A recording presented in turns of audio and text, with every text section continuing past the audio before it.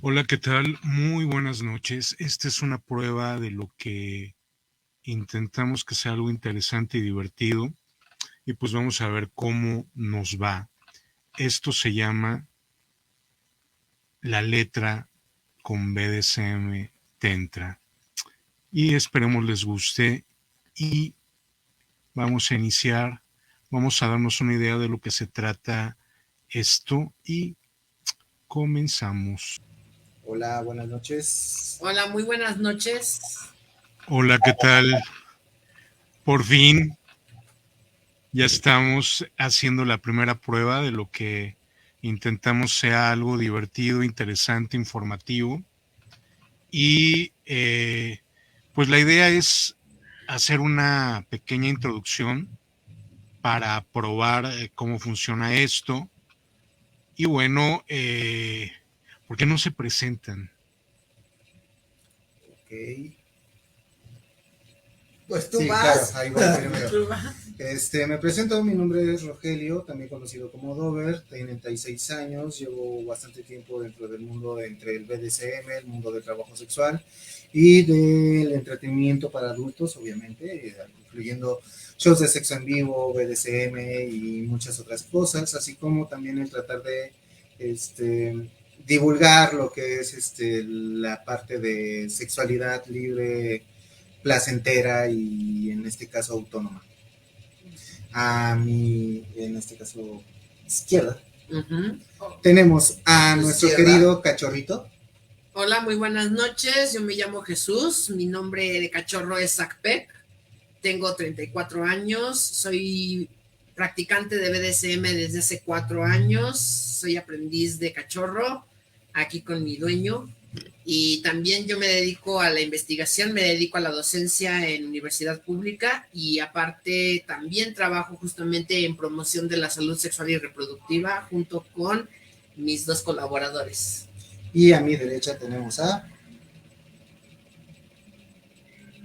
Nada más ni nada menos que el cachorro. ¿Jan?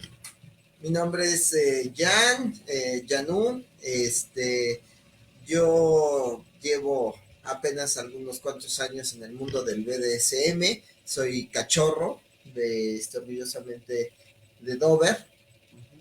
Él es mi handler, mi dueño, mi, mi entrenador, con todo orgullo.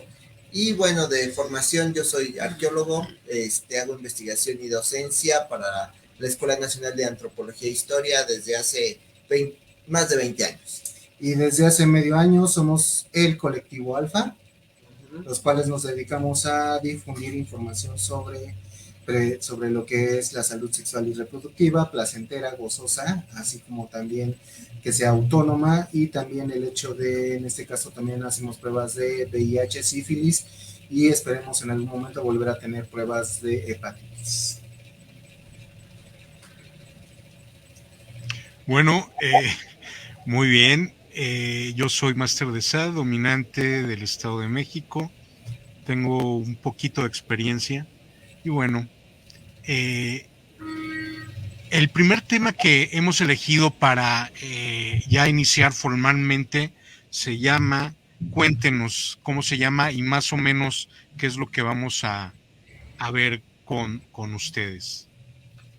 Pues vamos a comenzar desmitificando esto de la sexualidad, porque a partir de que la religión judeocristiana forma parte de la vida dominante en el mundo occidental y a partir de la época victoriana, precisamente que también ahí es donde empieza un poquito esto de lo que después conoceremos como los juegos de dominación, de rol, el sadomasoquismo y todo lo que ahora conocemos como BDSM, precisamente se mitificó y se volvió algo sucio, perverso, oculto, pecaminoso, exacto, la sexualidad. Y vamos a hablar de que la sexualidad debe de ser algo cotidiano, algo del pan de cada día para nosotros. Digo, porque al final de cuentas creo que algo tan normal como el comer también es el tener sexualidad. porque de entrada nacemos con un sexo biológico y vamos formando lo que es una identidad de género o identidad en muchos aspectos, y esto también influye mucho lo que es la parte de la sexualidad. Y en muchas ocasiones algunos generan todo esto haciendo pues mella en su sexualidad, y eso en muchas ocasiones genera mucha represión, genera mucho tabú, genera que muchas personas no puedan expresar, como en este caso dijimos, algo que es natural, porque nacimos naturalmente a través del sexo de entrada. Digo, no fuimos in vitro, ni tampoco somos obra del Espíritu Santo. Hubo coito para que podamos salir del vientre de nuestras progenitoras, y al final de cuentas es algo que debe de tomarse con naturalidad. Así es, entonces en este caso pues lo que buscamos es que la gente pueda hablar claramente y sin tapujos acerca de la sexualidad, como si se tratase de un tema común y corriente en la mesa de cualquier familia, entre amigos o entre conocidos, y que le quitemos justamente este término pecaminoso o sucio o vergonzoso a la sexualidad, y que esto nos permita también ejercerlo de manera responsable y que también podamos disfrutar de desarrollarnos como seres sexuales. Y Yo lo único que diría es que rico. Y precisamente si le quitas el pecado, ya no tiene chiste esto. Bueno, gracias a Dios existe el pecado, pero el detalle es cuánta culpa puedes sentir a través de tener una experiencia placentera. Y bueno, eso también tiene que ver con el disfrute, porque la mayoría de las personas no disfrutan del sexo y de la sexualidad y de los juegos eróticos, que no necesariamente implica coito, implica una relación sexual. Entonces, desde el hecho de pensar en la libido, en algo que te acelere, en erotizar, puede ser reprimido. Y entonces ahí vemos que tenemos muchos tabús, muchos problemas con pensarnos como seres sexuales, y desde que somos niños es, no te toques, déjate ahí. ¿Por qué? Hay que traer estos temas para poderlos hablar en la sobremesa. Y más bien explicar por qué en este caso, qué simboliza tocarse, o sea, qué simboliza dentro de ciertos ámbitos tocarse. Entre un niño no es una situación de perversión o tal vez erotización, es conocimiento de entrada de su propio cuerpo, porque se da cuenta que su compañerita no tiene un pilín, como la compañerita dice, pues yo tengo una conchita y qué es lo que tiene mi compañerita en medio de las piernas, ¿no? Y es de entrada el autoconocimiento, algo que luego en muchas ocasiones nadie se atreve siquiera a mirarse a sí mismo, mirarse todo su cuerpo completo, ni siquiera conocer sus partes pues, íntimas. Entonces en muchas ocasiones eso hasta genera demasiada frustración. ¿Por qué? Porque sientes que es algo que ni siquiera debes de mirar. ¿Y cómo vas a atreverte en este caso, por ejemplo, hablando de las infancias? O sea, ¿cómo le vas a explicar a un niño por qué tocarse o cómo tocarse o con qué sentido va a tocarse? Y también eso también implica el hecho de que no confundan algo de autoconocimiento de él mismo a una situación, en este caso, que pudiera ser un poco más riesgoso, que sería una agresión sexual. Bueno, a ver, a mí me surgen varias dudas. Ustedes que están trabajando más directamente con activismo, con pruebas y una serie de situaciones que los lleva a ver casos reales y a estar en contacto con un universo más amplio de gentes, ¿realmente consideran que aún hay represión?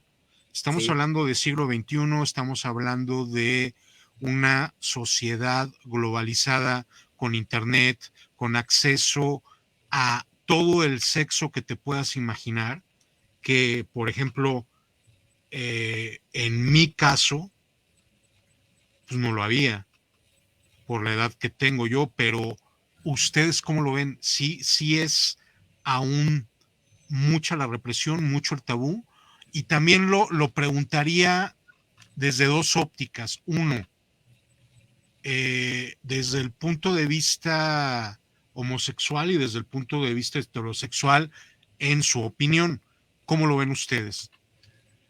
Bueno, desde ahí vamos a entrar en varios tópicos.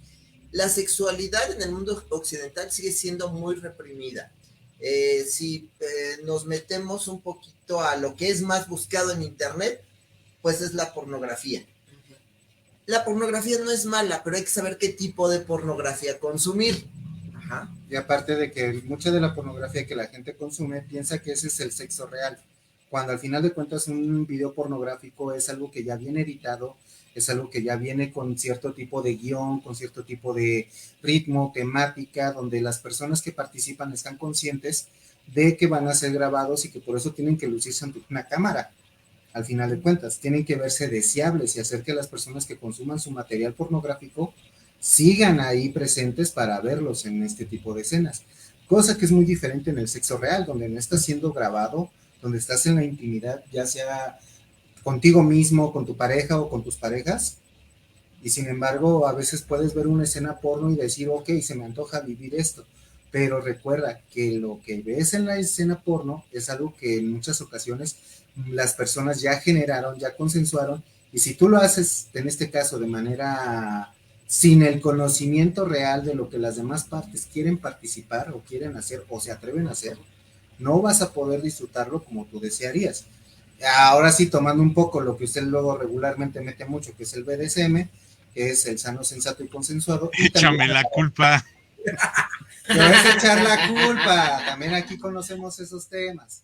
También tenemos que explicar, por ejemplo, cuando llegamos con alguien es, ok, ¿qué te va? El autoconocimiento de uno mismo y de la persona con la que vas a interactuar íntimamente, eróticamente, sexualmente, y no siempre todas en el mismo tiempo, porque a veces puedes tener solo una interacción meramente erótica, a veces puede ser íntima y no necesariamente siempre tiene que ser sexual. Entonces, en este aspecto es, cuando uno se conoce a sí mismo y conoce cuál es su disfrute, su goce, y la otra persona también lo conoce, puede haber un acuerdo de decir, ok, ¿qué te va? Me va esto, esto, esto. ¿Qué no me atrevo a hacer? Es esto. ¿Qué no te atreves a recibir? Es esto. Y así es como puedes llegar a hacer esta escena tal vez pornográfica, no necesariamente videograbada, aunque sería bueno monetizarlo. A él sí. A él sí. Yo Próximamente. no. No, ya. Eso nos lleva a otro buen tema. ¿Cuándo van a empezar a hacer sus videos? Pues nada más que encontremos una buena locación, un buen camarógrafo que nos pueda tomar en varios ángulos. Yo tengo cámara, digo, por sí. Bueno, ya empezamos, ya tenemos 2 camarógrafos, ya tenemos locación, pues ¿Qué falta? ¿Qué falta literalmente? La horda de haitianos que quiere. Claro, la horda de haitianos que quiere. No, porque no quiere cualquier cosa, ¿eh? Ya empezamos en la hora de los fetiches, entonces. Sí, a ver, cuenten. Para él es... Los guantes de nitrillo y los tacones de muy buena aguja. Pero también precisamente desde lo que nos erotiza, el fetiche, todo eso tiene que ver con un autoconocimiento y qué se nos enseña. Estamos en pleno siglo XXI. 16, perdón. 16, 21. Usted bien lo dijo, Master de Sat, y todavía en las escuelas se les pide permiso a los papás para ver si sus hijos van a entrar o no, si se les van a dar temas de sexualidad en primaria, secundaria y preparatoria. Yo recibo alumnos de primer semestre en la universidad y muchos de ellos me llegan y nunca en su vida han tenido una clase de orientación o de educación sexual. Y esto en pleno siglo XXI, 2022, casi 2023. Alumnos, personas, alumnes que no saben, que no conocen su cuerpo, que no, ni siquiera saben qué identidad crearon, porque la misma sociedad en muchas ocasiones los reprime. O lo impone. Entonces ni siquiera saben si realmente la identidad que ellos tienen en ese momento es la que ellos realmente se identifican y son. Y no estamos hablando solo del LGBTQ+, Juan Perfecto, Caballitos de Mar, Hadas del Bosque, sino en general, porque también eso se puede ver reflejado hasta en personas heterosexuales, heteronormadas. Porque una cosa es la identidad, otra cosa es la preferencia o orientación sexual. O sea, no es lo mismo lo que yo soy a con quién quiero entablar una relación sexoafectiva. O cómo yo me asumo directamente en cuanto a mi orientación, en cuanto a mi cuerpo y en cuanto a lo que me gusta de mi cuerpo.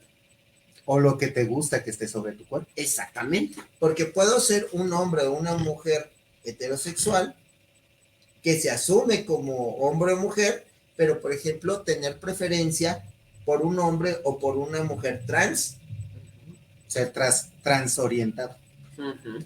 Y ahí se complica bueno, no se complica, sino es muy diversa. Exacto, es muy diversa la situación. Entonces, desde cómo aprender y cómo identificarnos y saber qué nos gusta, eso tiene que ver precisamente con nuestra percepción y orientación de nuestra sexualidad. Como bien lo decía Dover, somos seres sexuales desde el momento de la concepción. Porque aquí ninguno fue de inmaculada concepción. Ni por partenogénesis, ni por generación espontánea. Entonces, sí hay que traer estos temas a la mesa. Y más cuando llegamos a un punto donde de repente alguien te puede preguntar, oiga, profesor, ¿usted es dominatrix? Ok, cuando un niño de 13 años te pregunta eso, dile que deje de ver lo que está viendo. ¿Creen que esté mal eso? El punto no es que esté bien o esté mal. El punto es que luego a veces no saben interpretar lo que realmente están viendo. Y no tienen la guía adecuada. Ajá, porque, por ejemplo, si vemos programas como el que resuelve casos Blackout, uno de forenses, donde en un caso habla justamente de una dominatriz y que de hecho es la dominatriz la que le ayuda a resolver el caso, porque el caso trata... Sí es ahí Las Vegas. Exactamente. Y por ejemplo, el caso es un niño, un joven ve eso y ya se queda con esa información. ¿Eso es bueno, es malo? Esto se puede convertir en algo formativo para esa identidad o esa persona que todavía no tiene una identidad. Y en muchas ocasiones no necesariamente tiene que ser malo, pero sí va a marcar mucho las pautas de sus, en este caso, de sus conductas sexuales. En el cual luego a veces las personas pueden malinterpretar la conducta sexual de esa persona ya de forma adulta. En algunas ocasiones, y ha habido varios casos y algunas experiencias personales que yo he tenido, que muchas personas reflejan reflejan las cosas que les causaba placer en la infancia en el acto sexual de adultos.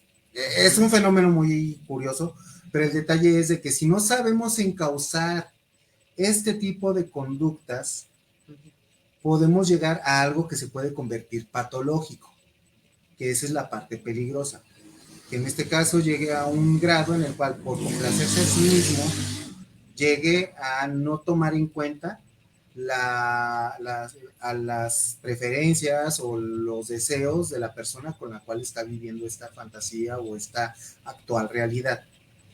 Ahí es cuando estamos hablando justamente de las parafilias, que es justamente esta derivación en donde justamente por esta falta de guía o esta falta de conocimiento al 100% de cuáles son nuestros gustos en nuestras prácticas sexuales, puede haber una distorsión completamente de acerca de qué es lo que nos gusta, cómo nos gusta y con quién nos gustaría practicarlo. Y en este momento, pues ya literalmente transgredir directamente desde la autonomía de la pareja o inclusive ya desde una simple agresión hasta hacia uno mismo. Precisamente, o sea, en este caso ya es cuando pierdes lo sano y lo sensato, que esa es la parte que se debe de cuidar. No quiere decir que vamos a estigmatizar las personas que tengan este tipo de experiencias O prácticas, porque no es algo que ellos tengan que recibir, pero que sí sería necesario explicarle, por ejemplo, a una infancia o a una adolescencia que tal vez se topó con este tipo de imágenes y decir, ok, lo que está pasando es esto, ¿por qué sucede así? ¿Qué cuidados debes de hacer si realmente te gusta este tipo de cosas? Hay varios puntos, por ejemplo, fetiches, que en los cuales no cualquiera debería de practicarlos si no sabe cómo manejarse o no sabe controlarse al momento de estar haciendo una sesión. Supongamos un caso, tal vez una de las prácticas que puedo considerar un tanto más fuertes, que sería la asfixia, que algunos disfrutan asfixiar a su pareja o personas que disfrutan ser asfixiadas. Pero ¿qué es lo que sucede? Si la persona que disfruta ser asfixiada no está consciente de que ya está a punto de desmayarse o que está, o la persona que está llevando a cabo, en este caso el dominante que está asfixiando a la otra persona, no sabe distinguir entre un desmayo y ya de plano que la persona ya se nos perdió totalmente porque se deja llevar demasiado por la emoción, porque en una película vio que la asfixia se veía así muy fuerte y trata de replicar esta misma escena, pues puede llegar a algo bastante grave y lamentable. Y no solamente, bueno, esto es un ejemplo, pero dentro de las prácticas hay prácticas que en este caso considero que primero debe de haber como un autoconocimiento, autocontrol también en muchas ocasiones, porque si no luego la persona se emociona y pueden pasar cosas que son graves. Y aparte, si no, las personas se frustran porque no hay una guía, no hay un conocimiento, no hay quien te diga que eso está bien hecho o no está bien hecho. Y sabemos los que somos practicantes del BDSM cuántos pseudomasters hay por ahí, pseudo sumisos, pseudo esclavos y todo lo dañino que puede ser para el mundo BDSM. Entonces, no solamente es el sano, sensato y consensuado, sino saber nuestros límites, saber los límites de la otra persona. Y eso se reduce desde un autoconocimiento. No es que esté mal que lo vea uno, sino la dirección, porque si eso lo vemos en un programa de televisión y te dice la mamá o el papá, no veas eso, eso está mal, eso es de desviados mentales, y qué tal si a la persona le llamó la atención. Entonces ahí ya estamos estigmatizando y podemos caer en una represión que la persona se vea afectada hasta niveles psicológicos muy fuertes. Y de ahí pueden venir las parafilias y las patologías a nivel psicológico muy, muy fuerte. Entonces, desde el momento en que nosotros somos seres sexuados, tenemos que conocer de nuestro cuerpo, de nuestra sexualidad, qué es lo que nos prende, qué es lo que lo que nos llama de nuestra sexualidad. ¿Sabes qué? No, pues a mí no me gusta que me chupes la orejita, a mí me gusta que me des nalgadas, o a mí me gusta la caricia, o no la cachetada, o a mí no me gusta la cachetada, pero me gusta que me rasguñes. O hasta el simple hecho de que utilicen unos zapatos de tacón y escuchar el taconeo sobre un piso, o en el caso de algunos, por ejemplo, los ruidos que tienen que ver con el ASMR, ¿no? Por ejemplo, que les gusten que pisen una manzana, escuchar cómo cruje, por ejemplo, una manzana o una colmena de miel, o este tipo de nuevos, pues, ¿cómo podríamos decirlo? Fetiches, que actualmente son de millennials, que igualmente eso también puede llegar a causar, pues, obviamente, mucho placer. Claro, y ese es el disfrute, y precisamente lo mencionaban hace rato, no todo tiene que ser sexo, puede ser el erotismo que lleva a la sexualidad. O la estimulación de los propios sentidos, igualmente. No necesariamente erotizar, por ejemplo, la zona genital, sino inclusive con sonidos, con colores. Ajá, puedes de alguna manera estimular justamente este placer que viene justamente en el cerebro o en el sistema nervioso y tener una experiencia increíble. De hecho, ayer lo decíamos, ¿cuál era el órgano sexual más importante? El cerebro. El cerebro. porque de ahí todo parte. Y si nosotros tenemos un tapón en el cerebro por algo que la sociedad nos ha creado, nos ha mitificado y lo ha hecho prohibido, ahí vienen graves problemas. En muchas ocasiones, por ejemplo, la parte social no solamente implica la familia. Sí, la familia es algo muy importante dentro de este punto de la parte social, porque dentro de tu núcleo familiar hay un núcleo social. No es lo mismo alguien que vive en provincia a alguien que vive en una gran ciudad, porque siempre va a haber como grupos de choque en grandes ciudades, y en provincia es muy raro que se vean este tipo de situaciones. Entonces, a veces puede suceder que tu núcleo familiar sea de una mentalidad un poco más amplia, o puede que tu núcleo familiar sea de una mentalidad más conservadora, en este caso, de doble moral o de este tipo de situaciones. Pero en realidad ya hemos avanzado, ¿no? ¿O cómo lo ven ustedes?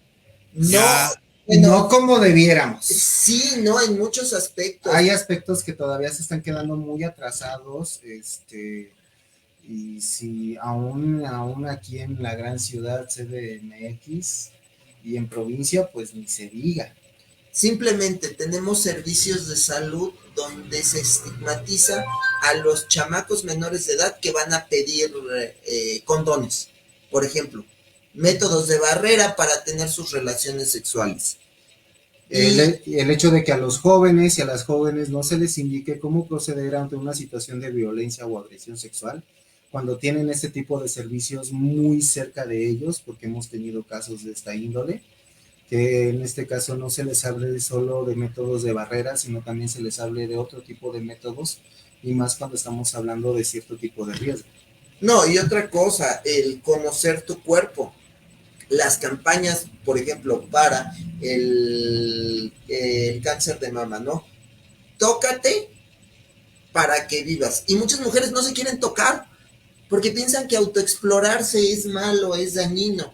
Por ejemplo, yo les pregunto, ¿cada cuándo nosotros como hombres nos hacemos la autoexploración testicular? Nunca. Es muy raro. Nunca dejan de hacerlo. Pero no con esa visión de, o sea, sí agarramos, nos tocamos, masturbación, pero de repente, caray, no me había fijado que ya tengo una tercera bola. O que tengo una bola más grande que la otra, literalmente, y no es porque tengan un huevo de toro versus un huevito de tortuga, literalmente. A ver, ahondemos en ese tema. ¿Cómo está eso de la tercera bola? Pues simplemente el segundo cáncer más recurrente en México y que quita la vida más a las personas, resulta que es el cáncer de próstata y el testicular, más que el cáncer de mama, curiosamente. Pero cuando hemos visto una campaña de agárrese usted los huevos. Sí. Pues entonces hay que hacerla nosotros. Digamos, exactamente. No hay que esperar a que alguien más la haga, hay que hacerla nosotros. Desafortunadamente. Ahora, por ejemplo, perdón que te interrumpa. Por ejemplo, hay libros que denotan la parte de la psico-oncología, que en muchas ocasiones demuestra que muchos de los cánceres, y más cuando estamos hablando de zonas genitales, como en este caso, o zonas erógenas, o zonas que urogenitales, o zonas que demuestran la identidad de género de ciertas personas, desarrollan cánceres precisamente porque tienen una represión sexual o psicosexual, ya sea hacia su propia identidad, hacia sus placeres, en este caso sexuales, hacia todo este tipo de cosas que conlleva, en este caso la genitalidad, o en caso de las mujeres, hasta en las glándulas mamarias. Entonces, ¿qué es lo que nos dice? Que muchas de esas personas que tienen este tipo de problemas, lo primero que se culpan o por lo cual empiezan a tener este tipo de problemas es porque no aceptan cierta parte de su masculinidad, de su feminidad, de su identidad dentro del ámbito sexual. ¿Qué es lo que sucede? Una persona, por ejemplo, un caso que yo conozco de alguien que no acepta ser un hombre gay, tuvo un problema de cáncer testicular. O sea, y él ya después de ciertos puntos, pues ya reconoció que tenía este problema de identidad. y otras situaciones, casos que en este caso se mencionan en algunos libros de psico-oncología, de mujeres que siempre están quejándose de por qué nací mujer, es que ser mujer es esto, es que ser mujer es sufrir, es que ser esto, y desarrollan cáncer de matriz, cáncer de mama. Entonces, ¿qué es lo que sucede? Hay muchas cosas de la sexualidad que nos genera cierta restricción y desde el ámbito psico-oncológico castigamos los símbolos que representan esa identidad que nos está quejando, ya sea la masculinidad o la feminidad. Y que repercute en nuestra salud. Simplemente veámoslo. Siempre es así, bien estigmatizado, si llegamos a tener una infección de transmisión sexual o una enfermedad de transmisión sexual. Ese es el otro punto. O hasta una infección de vías urinarias, ni siquiera una infección de transmisión sexual. Mira, algo más simple, perdón que lo diga, y ahí sí me voy a exhibir un poco. El que tengas hongos en la ingle. Y que es bien común, por ejemplo, en deportistas. Es bien común en deportistas, pero te da vergüenza decir que tienes algo en una zona genital. Te da vergüenza, que te dan ganas de rascarte en la ingle y no es porque realmente seas un depravado. Incluido también papiloma, ¿no? El papiloma puede no solamente estar, por ejemplo, en una región genital, inclusive pueden haber condilomas o papilomas en la garganta, en la óvula o ya de plano en la lengua o en el labio. Y entonces, pues ahí, pues no estamos hablando justamente de una zona genital y que literalmente sea algo que literal lo tengamos que estar, pues digamos, ¿cómo podríamos decirlo? Estigmatizando porque fue porque hice una felación, fue porque al final de cuentas no sabes cómo fue que sucedió esto, en el sentido de que, por ejemplo, un papiloma es algo que se puede contraer con el simple toque, no necesariamente un contacto sexual, puede ser con el simple roce piel con piel, aunque no haya habido un coito. La verruga ya se transmitió y es un contacto simple, así, tal cual. Ok. Como ya iniciamos la campaña Agárrese un huevo.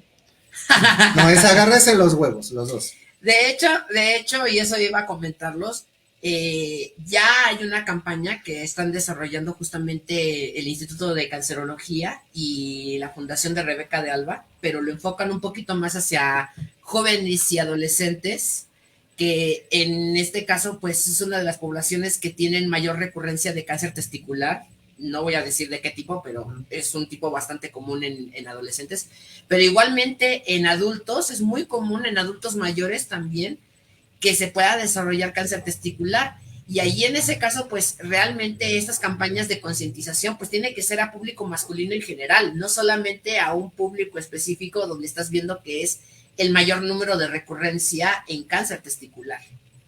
Ok. ¿Qué hay que hacer?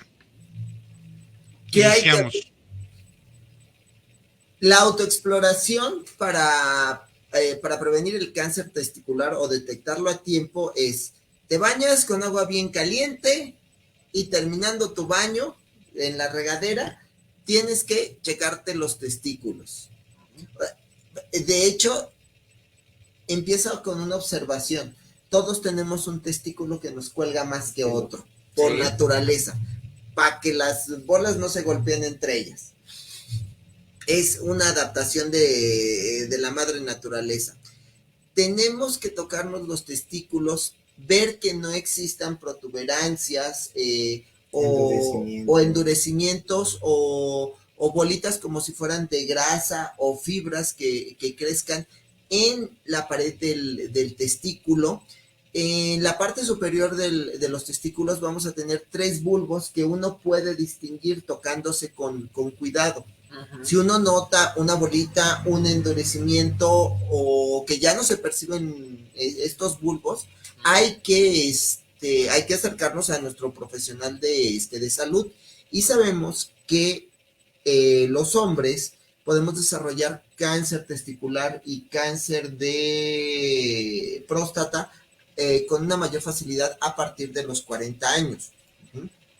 Entonces sí es bien importante que a partir de... Ahora, luego con alusiones. No, un caso muy en específico y aquí es vivencia personal. Cuando yo llegué a los 41 años, precisamente, agarré, fui con mi especialista en salud porque en el ISSSTE, febrero es el mes de la salud del hombre. Y curiosamente hacen campañas de entrada para hacerte pruebas de antígeno prostático. Yo antes de cumplir los 36 años, perdón, me topé con una campaña en febrero, precisamente, donde estaban haciendo pruebas de antígeno prostático. Que eso no quiere decir que no necesites el tacto rectal. Eso ya es maña. No me vengan. Pero bueno, pero no le dé miedo. ¿Por qué le da miedo un tacto rectal? ¿Con uno o con dos dedos? Yo no dije que a mí. ¿Con o sin vaselina? Con o sin dedo. ¿Pizca de sal o puño? No, eso ya es fisting. Qué mientras rico. No sea las 6 y todo sereno. Que se le vaya el reloj. Está fuerte, pero realmente sí es muy importante porque este tipo de temas rara vez se habla y eso es una realidad. Yo me acerco a mi servicio de salud y le digo al doctor, oiga, pues vengo porque quiero que me hagan un chequeo general y porque quiero que tomen muestra para antígeno prostático. ¿Qué? ¿Por qué? ¿Tienes problemas? ¿Te interesa? En el mes de febrero, siendo el mes de la salud del hombre, agarré y le dije, pues ¿qué no se supone que los hombres de mayores de 40 años nos tenemos que cuidar precisamente por la recurrencia de cáncer prostático y testicular? Y nuestra salud cardíaca y todo. O sea, siendo un profesional de salud, tendría que haber estado dispuesto a acercar este tipo de pruebas. Ajá. Es un punto que quería tocar y hacer un pequeño paréntesis. Nos hemos topado como colectivo que precisamente las personas que están encargadas en la parte de salud, que estudian o que son trabajadores ya en este caso en sistemas de salud y que están aprendiendo, tomando cursos de enfermería, cursos de medicina y demás, resulta que hay muchos temas que ellos no manejan que de alguna forma consideramos nosotros como personas que estamos promoviendo esta parte de la salud sexual, reproductiva y placentera, autónoma y libre, el que hay temas que ellos no están dominando y que sin embargo deberían de ser temas de orden general y público. Y que precisamente siguen las escuelas y la formación, los tienen sus planes de estudio, pero los dejas de lado porque es la parte sexual, es la parte como prohibida, y entonces prefieren a los alumnos ponerles un montón de imágenes traumantes de cuando ya llegaste con una sífilis en segundo grado, con un condiloma acuminado, con un enorme cáncer en el glande, o que ya literalmente pues ya estás viendo que ya la persona está casi en coma porque está en una fase de SIDA fulminante, por decirlo de alguna manera. Entonces pensamos que es mejor dar miedo a una educación y una prevención. Pues exacto. No quiero exhibir a nadie, pero en una famosa institución de conocimiento, saber de aquí de la Ciudad de México, resulta que cierta... Tú exhibe, Dover, di nombres. No puedo.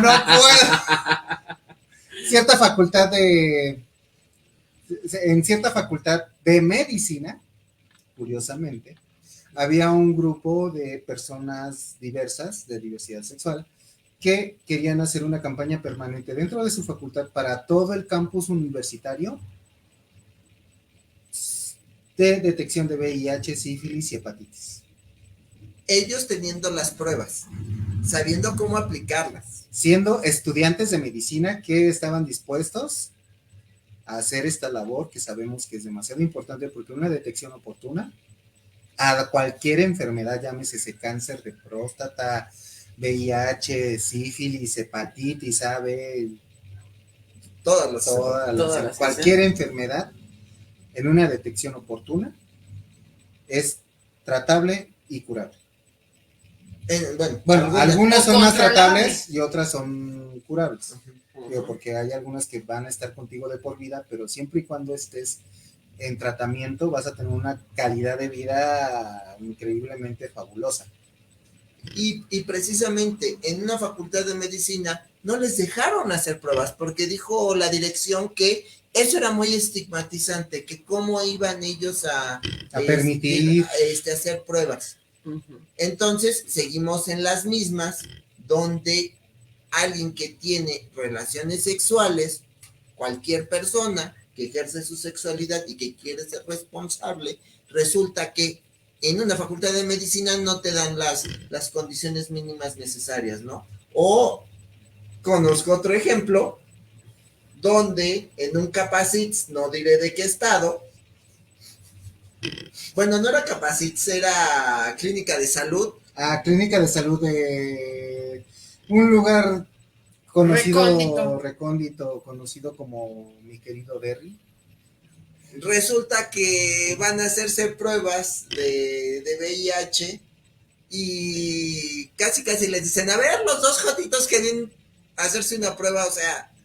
Exhibiendo que las personas van a hacerse una prueba de VIH en la sala de espera, dentro en este caso de la oficina donde les estaban haciendo la prueba, porque no nada más estaban ellos, estaba el que barre, estaba la enfermera, estaba la que estaba lavando el baño, estaban como 3 pacientes ahí, y todavía la persona que fue a hacerse la prueba, o una de las personas que fue a hacerse la prueba, llegó y todavía no se atrevió a preguntar, oigan, ¿ustedes manejan PrEP?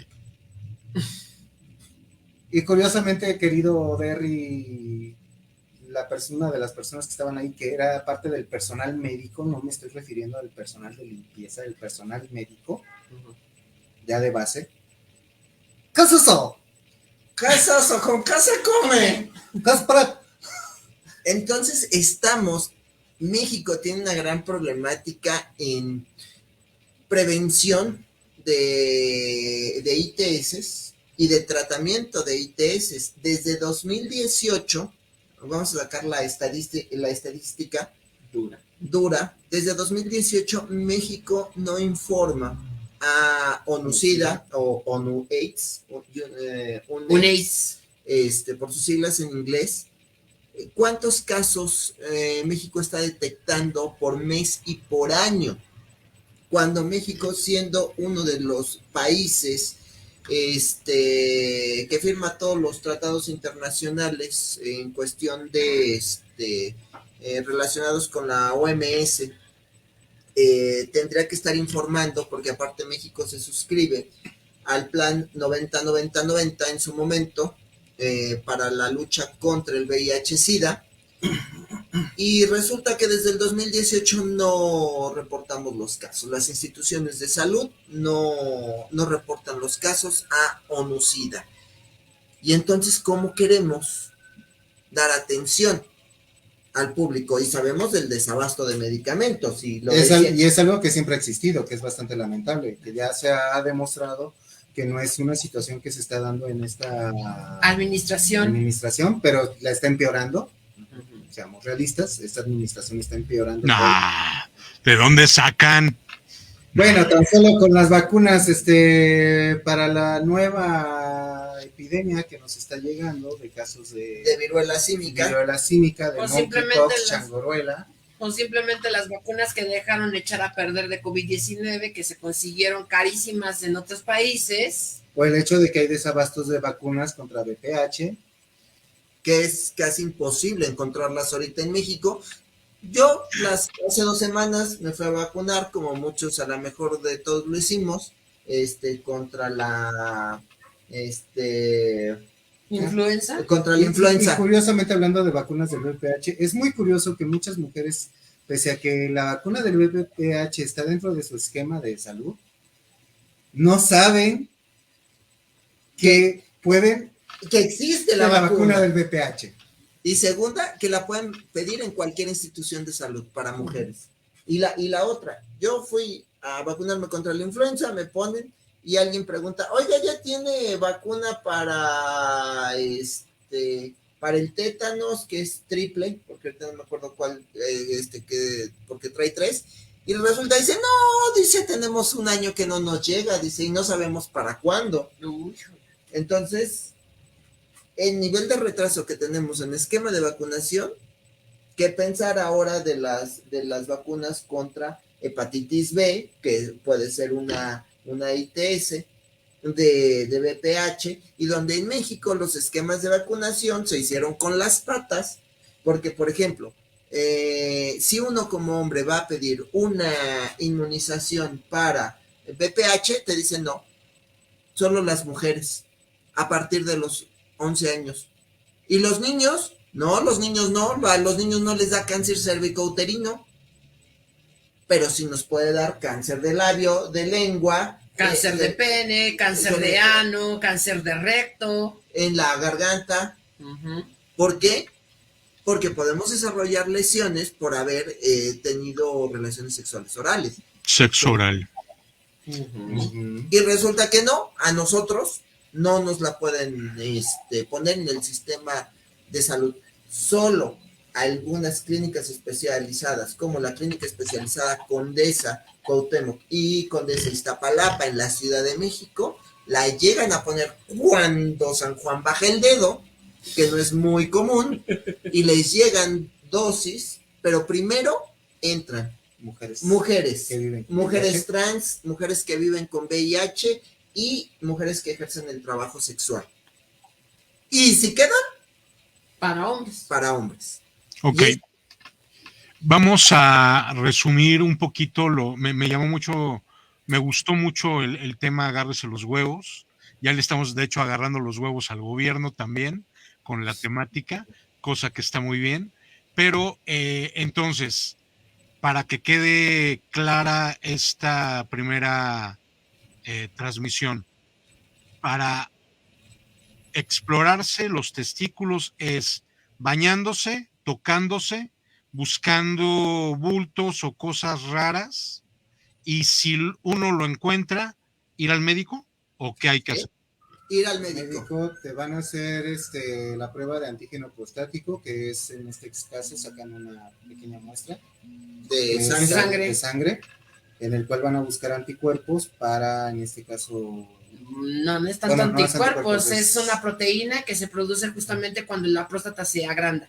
En el caso del cáncer testicular, si nosotros observamos alguna protuberancia o inclusive simplemente el hecho de ver un testículo más grande que el otro, de un tamaño ya muy anormal, lo que se hace es ir directamente con el urólogo, no con el médico general, no con el médico de la farmacia similar o de la farmacia del ahorro, es directamente con un urólogo, y de preferencia un urólogo oncólogo, que es el que va a realizar los estudios que te pueden justamente descartar a lo mejor si es simplemente una orquitis, que es una inflamación común en el testículo por un traumatismo, por un golpe, o si ya de plano es una posible complicación de cáncer testicular en alguna fase. ¿Hablamos también de infecciones? ¿Podría haber orquitis? También. Hay infecciones que por ser mal atendidas, porque en este caso cada cuerpo es diferente y puede o no presentar síntomas, sobre todo infecciones en vías urinarias, pueden bajar a nivel testicular y provocar complicaciones. Entonces pueden venir inflamación de testículo, inflamación de los conductos. O del epidídimo. Exactamente. Y a lo mejor no encuentro la bolita, no encuentro alguna malformación, sino simplemente veo una inflamación junto al testículo. Si veo una inflamación, algo que no debería estar ahí, tengo que ir con mi profesional de salud, con mi médico. Cualquier cosa que no reconozcas en tu cuerpo, hay que ir al doctor. Hay que ir al médico. Ahora, ¿cuál es el problema aquí? El problema es que la mayoría de las personas se conoce su propio cuerpo. No nos conocemos. Podemos jugar, podemos agarrarnos los testículos, podemos masturbarnos, pero de eso a conocer nuestro cuerpo hay una gran diferencia. No por jugar, ¿Cuál, lo conocemos. cómo recomendarían conocer el cuerpo? En mi caso, por ejemplo, muy personal, ha sido justamente cuando uno termina de bañarse, el tener un espejo de cuerpo completo e ir explorando justamente enfrente del espejo con nuestras manos el cómo es justamente nuestros genitales. Reconocer cuál es la forma, el color de la piel, los pliegues que presentan. Ajá. Y de alguna manera, pues ir reconociendo, pues soy una persona que tiene a lo mejor un pene que tiene un prepucio grande o un prepucio chico, que a lo mejor tengo un glande en forma de mantecada, valga el término bastante burdo. O de honguito. O de honguito. O de alápiz. O de alápiz. Ajá. Si estoy circuncidado o no. Exactamente. O si por ejemplo. Esmegma o no. O simplemente el hecho de que algunos. O hasta los aromas. Porque... O simplemente el hecho de que mucha gente, por ejemplo, no sabe que el hecho de que tengamos un prepucio muy apretado o que esté apretando justamente el glande, ese es un caso de fimosis.